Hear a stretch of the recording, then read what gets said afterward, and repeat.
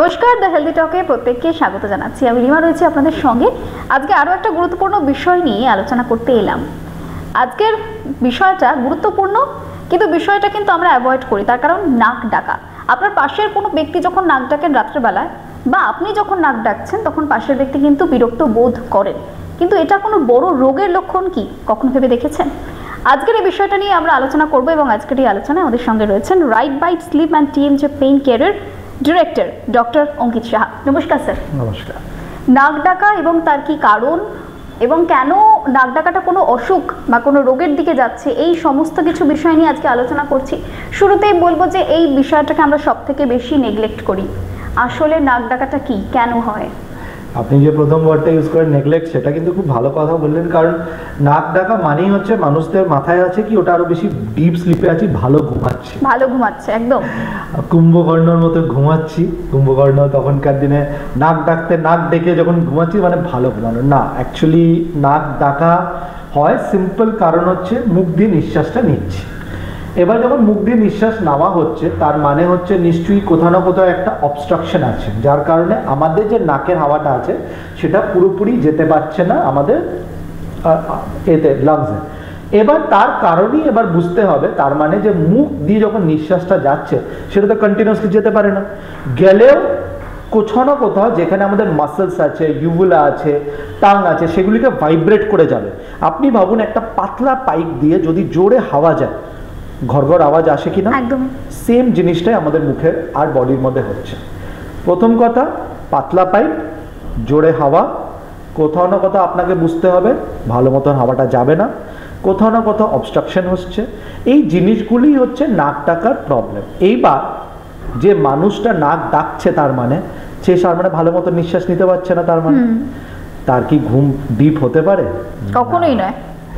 এটাই হচ্ছে প্রথম মিথ আমাদের বের করা উচিত মানুষের। যে নাক ডাকছে সে অ্যাকচুয়ালি ঘুমাচ্ছে না, সে মানুষটা নিঃশ্বাসের জন্য লড়ে বেড়াচ্ছে। সেই জন্য আপনি দেখবেন মানুষটা মাঝে মাঝে আপনি ওকে ধাক্কা মারবেন, নাক ডাকার সময় ও একটু নড়ে গিয়ে একটু উঠে যায়, তারপরে আবার ঘুমিয়ে পড়ে।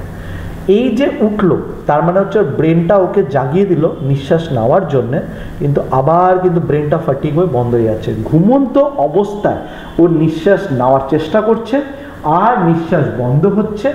এই যে লড়াইটা চলে বেড়াচ্ছে, তার জন্যেই পেশেন্টটা আস্তে আস্তে আস্তে ওর ঘুমই হচ্ছে না। সেজন্য সকালবেলা উঠে সবচেয়ে প্রথম জিনিস আপনি ফিল করবেন টায়ার্ড, উঠতেই চাইবে না আপনাকে। যত আপনি চেষ্টা করবেন ওঠার, তখন মনে হবে আজকে আর আমি অফিস যাব না, আজকে আমি আর স্কুল যাব না। আর সেইভাবেই আমাদের জীবন চলছে একেবারে। এবং আমি শুরুতেই যেটা বললাম যে পাশে যিনি শুয়ে রয়েছেন তিনি তো প্রচণ্ড বিরক্ত বোধ করছেন নাক ডাকার আওয়াজে, তার ঘুম আসছে না। কিন্তু যে ব্যক্তি নাক ডাকছেন তিনি যে আস্তে আস্তে তার শরীরে কতটা ক্ষতি হচ্ছে তিনি হয়তো নিজেও বুঝতে পারছেন না। এক্স্যাক্টলি। যে পাশে শুয়ে আছেন তার তো ঘুম যাচ্ছে, সেটা আমি মাঝে মাঝে তো আমি ফিল করি। যে পাশে আছে সেও হতে পারে নাক ডাকছে, কেউ জানে না। তার কারণ হচ্ছে প্রথম তো নাক ডাক একটা ফ্যামিলিয়াল ট্রেটে পড়ে। কারণ কি আমাদের কনস্ট্রাকশন, আমাদের বডির যে মুখে কনস্ট্রাকশন হয়, আমাদের জীবের একটা টাংটাই বলে আছে, সেটা আমাদের ফ্যামিলি ট্রেটসে পাওয়া যায়, জেনেটিক্সে পাওয়া যায়। তো হতে পারে বাবা ছেলে সবাই নাক ডাকছে, ঠিক আছে। এইবার প্রবলেমটা কি হয় যে আপনি উঠছেন, উঠে আপনি ফিল করছেন অন্য মানুষটার নাক ডাকছে, কিন্তু তার নাক ডাকার সাথে সাথে এই যে একটা ভিজুয়ালাইজেশনটা আপনি দেখেন না, সেটাও কিন্তু ভয়ানক। মানুষটা মাথা ঘাটটাকে বেঁকিয়ে রেখেছে, উল্টো হয়ে শুয়ে আছে, মুখ থেকে ল্যালা পড়ছে। আপনি তখন দেখবেন পেশেন্টটা মাঝে মাঝে আপনি দেখছেন মাঝে মাঝে রুকে যাচ্ছে, নিঃশ্বাস নিতে নিতে রুকে যাচ্ছে। এই যে ভিজুয়ালাইজেশনটাও কিন্তু খুব ডিস্টার্বিং। আমি ম্যাক্সিমাম আমি যখন কনসালটেশন করি আমি তার পার্টনারকে বসাই, আর সে মানুষটা আমাকে বলে যে স্যার আমি ট্রিটমেন্টটা করছি কারণ আমার হাজব্যান্ড বা আমার ওয়াইফ ঘুম থেকে উঠে যাচ্ছে। এটা খুব কমন জিনিস লোকেরা বলে। আমি বলি তার সিম্পল জিনিস হচ্ছে ওনাদের আপনি একটা হেডফোন দিয়ে দিন, ওরা আপনার নাক ডাকাটা শুনতে পারবেন না। কিন্তু সেটা সলিউশন নেয়। তখন ওর পার্টনারটা বলে না না আমি তার জন্য আমার কোনো ফারাক পড়ে না, তুমি নাক ডাকো না কি করো, কিন্তু তুমি যেভাবে নিঃশ্বাসটা নিচ্ছ সেটা আমার জন্য খুব ভয়ানক। অ্যান্ড সেই জিনিসটাকেই আমরা ঢোকা উচিত। যে মানুষটা আস্তে আস্তে নিঃশ্বাসটা নিতে পারছে না, সে সারা রাত আস্তে আস্তে নিঃশ্বাস কমে যাচ্ছে, সে লাস্টে গিয়ে তার বডির উপর দিয়ে কী যাচ্ছে সেটা ও জানে, আর পরে গিয়ে ওর বডির blood parameters, heart parameters, diabetes সব কিছু বোঝাবে পরে একদিন। একেবারে। এবং আপনি যেটা শুরুতেই বললেন যে কেউ নাক ডাকছে মানেই আমরা ভাবি যে সে গভীর ঘুমে রয়েছে, তার ঘুমটা খুব ভালো হচ্ছে। এর সঙ্গে আরেকটা কথাও শোনা যায়, সেটা হচ্ছে যে অনেক পরিশ্রম করে এসেছে তাই নাক ডাকছে, এটা কতটা ঠিক? এবার এটা কথা হচ্ছে যে আমাদের স্লিপকে আমরা অনেকগুলি ফেজে ভাবতে হয়। স্লিপ সবসময় সেম ফেজে থাকে না, আমাদের বেসিক 4টে ফেজ থাকে। আপনি যদি ভাবেন ওয়েক ফেজ, N1, N2, N3, আর লাস্ট হচ্ছে REM স্লিপ। REM স্লিপ মানে হচ্ছে যেটাকে আমরা বলি ডিপ স্লিপ। N3 আর REM। REM মানে হচ্ছে র্যাপিড আই মুভমেন্ট, চোখের পাতা মুভমেন্ট করে, আমরা তখন ড্রিম করি, যখন স্বপ্ন দেখি। এই ফেজেসগুলি আমাদের প্রচণ্ড একটা ইম্পর্টেন্ট পার্ট অফ স্লিপ। এই 4টে ফেজই হওয়া উচিত। তার মধ্যে ডিপ স্লিপটা আমাদের খুব ইম্পর্টেন্ট।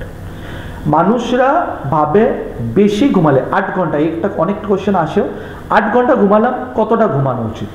আমি সবসময় বলি it is not about quantity. যদি একটা মানুষ 12 ঘন্টা ঘুমাচ্ছে সেটা কি ভালো, বা 24 ঘন্টা ঘুমাচ্ছে সেটা কি ভালো? না, আপনাকে বুঝতে হবে ঘুমের মধ্যে কোয়ালিটিটাও ইম্পর্টেন্ট। ডিপ স্লিপ মিনিমাম 25% হওয়া উচিত একটা ফুল স্লিপের মধ্যে। 25% মানে মোটামুটি একটা রাত্রে 50 মিনিটের উপরে হওয়া উচিত ডিপ স্লিপ। এবার যদি আমরা পরিশ্রম করে আসি বা কোনো সময় আমরা একটুখানি ড্রিঙ্কস করে আসি, এই যে প্রথমের ফেজগুলি হয় সেগুলি আমরা বাইপাস করে ডাইরেক্টলি অন্য ডিপ স্লিপে চলে যাই। কিন্তু এই ডিপ স্লিপে যখন যাই তখন আমাদের বডির উপরে পুরো কন্ট্রোলটা থাকে না। এবার কি হয়, জ আর টাংটা আরো পিছনে পড়ার চান্স বেড়ে যায়। আপনার যখন বডির উপরে কন্ট্রোল থাকে, আরো বডি লুজ হয়ে গেল, তখন নাক ডাকাটা আরো বেড়ে যায়। তার মানে ও ডিপ স্লিপে পৌঁছানোর চেষ্টা করছে, নাকটা ডাকছে, কিন্তু নাক ডাকার জন্য ও আরো নিঃশ্বাসটা নিতে পারছে না, ওর যে ডিপ স্লিপটা হচ্ছে ভেঙে যাচ্ছে কমপ্লিটলি। তার মানে ও ডিপ স্লিপে ঢোকার চেষ্টা করছে, আবার বেরিয়ে যাচ্ছে, ঢোকার চেষ্টা করছে, আবার বেরিয়ে যাচ্ছে। তার মানে ওই ডিপ স্লিপ কথাটা প্রথমে আমি বলতে চাই যে আপনি যে কথাটা বলেছেন সেটা কিছু পর্যন্ত ঠিক, বাট তার মানে না যে ওই স্লিপটা ভালো। ওই স্লিপটা অ্যাকচুয়ালি কোয়ালিটিটা খুব খারাপ, যার কারণে আমরা ফ্রেশ ফিল করি না।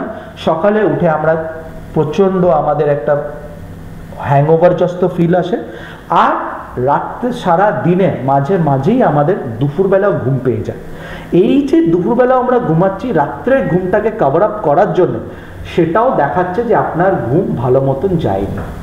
একেবারে। এবং আমি একটা গুরুত্বপূর্ণ প্রশ্ন এবার করতে চাইবো যে এটার চিকিৎসা কিভাবে করানো হয়, কারণ একদম শুরুতেই বলেছি যে এটাকে সব থেকে বেশি নেগলেক্ট করা হয়। কেউ ভাবতেও পারেন না যে নাক ডাকার জন্য আমাকে চিকিৎসা করাতে হবে। কিভাবে চিকিৎসা? নাক ডাকার জন্য চিকিৎসার প্রথম পার্ট হচ্ছে ডায়াগনোসিস। ডায়াগনোসিসের জন্য আপনাকে কিছু টেস্ট করানো উচিত। সেই টেস্টের নাম হচ্ছে পলিসোমনোগ্রাফি। এই টেস্টগুলি আপনারা বাড়িতেই করাতে পারবেন, কোথাও ভর্তি হওয়ার দরকার নেই। আগেকার দিনে হতো আপনাকে কোথাও ল্যাবে যেতে হতো, এখন বাড়িতে টেস্ট করা যায়। বাড়িতে কি আজকাল তো স্মার্ট ওয়াচও করা যায়। তো এই জিনিসগুলি আস্তে আস্তে টেস্ট করানোর জন্য কন্ট্যাক্ট করুন লোকেদের, ডাক্তারদের সাথে আছে। প্রতিটা হসপিটালে স্লিপ মেডিসিন ডিপার্টমেন্টস আস্তে আস্তে তৈরি হচ্ছে, স্লিপ ল্যাব তৈরি হচ্ছে। ওরা আপনাকে ঘরে একটা টেকনিশিয়ান পাঠিয়ে দেবেন, এই টাইপের ছোট এতটা শুধু ডিভাইস দিয়ে আপনার টেস্ট হয়ে যাবে। একটা ট্যাবলেট লাগে আর হাতে একটা ঘড়ি পড়তে হয়, ছোট একটা ডিভাইস এখানে লাগাতে হয়, আপনার টেস্ট হয়ে গেল। সারা রাত আপনি করলেন, সকালবেলা এই জিনিসগুলিকে আপনি ফেরত পাঠিয়ে দিলেন, রিপোর্টটা জেনারেট হয়ে গেল। এই রিপোর্টটা জেনারেট হওয়ার পর আপনাকে ট্রিটমেন্ট করার জন্য 3টে পদ্ধতি আমরা নিই। সেই 3টে পদ্ধতির মধ্যে সার্জারি, নন সার্জিক্যালে পড়ে আপনার সিপ্যাপস আর মুখের ডিভাইস। অনেকরাই আমাদের থেকে জিজ্ঞেস করে বেড়ায় আমাদের কি কোনো ওষুধ পাওয়া যায়, কোনোভাবে আমি কি শুতে পারি। আজকাল দেখবেন আপনি অনেক কোম্পানিজরা স্পেশাল পিলো দেয় যেখানে হাত রেখে শোয়া যায়, উল্টো হয়ে শোয়া যায়। আমি কিন্তু এই জিনিসের সাপেক্ষে নেই, কারণ ওষুধও যা বেরিয়েছে, FDA অ্যাপ্রুভড ওষুধ বেরিয়েছে ফাইনালি, যেটা স্লিপ অ্যাপনিয়ার জন্যই বলা হয়। কিন্তু সে ওষুধটাও লাস্টে কি করে, আপনার ধীরে ধীরে ফ্যাট গলিয়ে আপনার ফ্যাটটাকে কম করে। এবার আপনি ভাবুন একটা ওষুধ দিয়ে যদি নিজের ফ্যাট কমাতে হয় তার নিশ্চয়ই সাইড এফেক্টসও থাকে। অবশ্যই। সেই জন্যে আমি ওষুধের সাপেক্ষে নেই, কিন্তু হ্যাঁ ওষুধ পাওয়া যায়। যারা সত্যি করে খুব অভ্যাস হয় তাদের জন্য এটা মানে দাঁড়ায়, বাট বাকি জায়গায় কিন্তু অনেক সময় নন সার্জিক্যাল টেকনিকে খুব ইজিলি বিনা কোনো সার্জারিতে, বিনা মেডিসিনে এটা ঠিক করা যায়। একেবারে আপনি ওষুধের কথা যখন বললেন তখন আরেকটা বিষয় আমার মনে হচ্ছে, আমরা অনলাইনে বিভিন্ন রকমের টুল দেখি, অনেক মেশিন দেখি যে নাকের ওপর লাগিয়ে দিলাম নাক আর কেউ ডাকবে না, মানে মানে এই ধরনের অনেক টুলস এবং তার কমার্শিয়াল আমরা দেখতে পাই, এটা কতটা ঠিক? কারেক্ট। আপনি শুধু এটা বললেন, তার জায়গায় এখন মুখের ডিভাইসও বিক্রি করা শেষ করে দিন, মুখে একটা গার্ড লাগিয়ে নিন, করে নিন, অনেক কিছু আছে।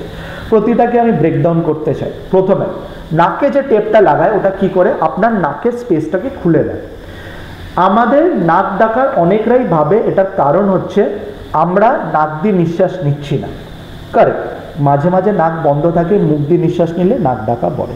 কিন্তু আপনি বলতে চাইছেন বছরের পর বছর কি নাক বন্ধ আছে? তার কারণ না, তার কারণ হচ্ছে জিভটা পিছনে পড়ে গিয়ে নিঃশ্বাসটা বন্ধ করে দেয়, which is a much more common thing. যেই জিনিসটা নাকের টাইপটা লাগিয়ে ওটাকে খোলে, ও কি করে কিছুক্ষণের জন্য ওটা টেনশন বিল্ড করে দেয়, নাকের নিঃশ্বাসটা একটু সামান্য খুলে দিল, এটা একটা ইমিডিয়েট হতে পারে 10 মিনিট 1 ঘন্টা আপনার কিন্তু ওটা রিলিফ দিল, কিন্তু পরে আপনি দেখবেন ওটা কারণই না, কারণটা কোথাও অন্য জায়গায় আছে। সেই জন্য এই টাইপের অনলাইন জিনিসগুলিতে আপনি কিছুক্ষণের জন্য আপনার আওয়াজটা কমে গেল, কিন্তু স্লিপ অ্যাপনিয়াটা কিন্তু ট্রিট হলো না। আপনার যে জিভটা পড়ে গিয়ে নিঃশ্বাসটা বন্ধ হলো সেটা কিন্তু ট্রিট হলো না। আপনার যে এয়ারওয়েটা ছোট হয়ে গেল সেটা ট্রিট হলো না। ওরা কি করলো, আওয়াজটাকে কিছুভাবে কমিয়ে দিল।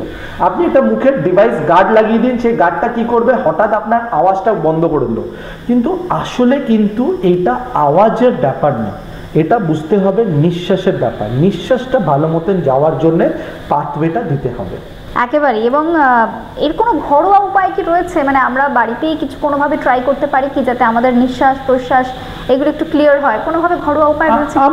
আমি বলি সেটা, তার কারণ আছে যে হ্যাঁ প্লিজ আপনার নিজস্ব কিছু জিনিস, এটা অ্যাকচুয়ালি আমি বলবো যে আপনি যখন চান করেন সেটা করার জন্য আপনাকে কোনো রিজন দিতে হয় না, নিজের নাকটাকে খোলা রাখার সবসময়। দেখুন আপনার নাক একটা পাথওয়ে, যেখানে ময়লা জমা, আপনাকে বুঝতে হবে মিউকাস জমা, খুবই এটা স্বাভাবিক।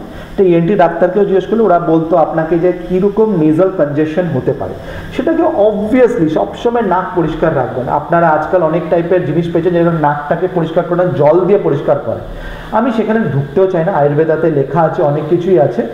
সত্যি কথা বলতে গেলে হ্যাঁ ভালো করে করলে এইসব জিনিসে কি হয়, আপনার নাকের যে পাথওয়ে আছে ওটা খোলা থাকে।